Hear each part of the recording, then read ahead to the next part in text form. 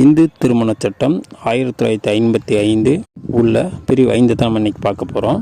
இந்த செக்ஷன் பார்க்க ஒரு சிம்பிளாக இருக்கலாங்க, ஆனால் மிக பவர்ஃபுல் செக்ஷனுங்க. பார்க்க சிம்பிளாக தான் இருக்குன்னு நினைக்காதீங்க. இந்த செக்ஷனை வச்சு ஒரு திருமணத்தை நிப்பாட்டக்கூடிய அளவு கூட பவர் இருக்குங்க. என்னங்க சொல்கிறீங்கன்னு கேட்குறீங்களா? வாங்க ஒரு எடுத்துக்காட்டோட இந்த செக்ஷனுக்குள்ளே தெளிவாக உள்ள போகலாம். உங்கள் ஊரில் ஒரு பெண்ணுக்கு திருமணம் நடக்குது. அந்த திருமணத்தின் போது அந்த பெண்ணுக்கு வயசே மொத்தம் 17 வயசு தான் இருக்குங்க. அப்போது நீங்கள் காவல்நிலையத்துக்கு சென்று ஒரு புகார் கொடுக்குறீங்க. அந்த புகாரின் அடிப்படையில் அந்த திருமணத்தை நிப்பாட்டுவாங்க. காவல்துறை ஐயா எந்த செக்ஷனுக்கு கீழே திருமணத்தை நிப்பாட்டுவாங்கன்னு உங்களுக்கு தெரியுமா? இந்து திருமண சட்டம் பிரிவு 5 உட்பிரிவு 3 கீழே அவங்க திருமணத்தை நிப்பாட்டுவாங்க.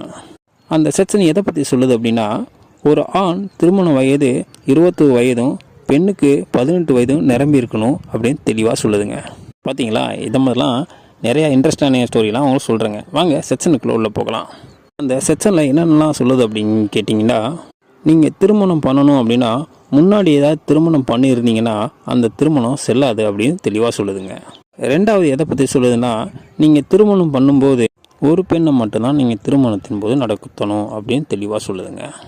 நீங்கள் திருமணத்தின் போது பித்து நிலையில் ஏதாவது இருந்தீங்கன்னா அந்த திருமணம் செல்லாதுன்னு இந்த செக்ஷனுக்குள்ளே தெளிவாக சொல்லுதுங்க.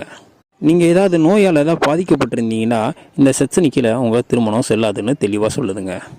உங்களுக்கு திருமணத்தின் போது தன்மை பெருந்தன்மை இல்லை அப்படின்னா இந்த செக்ஷனுக்குள்ள உங்கள் திருமணம் செல்லாதுன்னு அப்படி தெளிவாக சொல்லுதுங்க. சட்டத்தின் நிகாரிக்கப்பட்ட உறவு முறையில் நீங்கள் ஏதாவது திருமணம் பண்ணியிருந்தீங்கன்னா இந்த செக்ஷனுக்குள்ள திருமணம் செல்லாதுன்னு தெளிவாக சொல்லுதுங்க.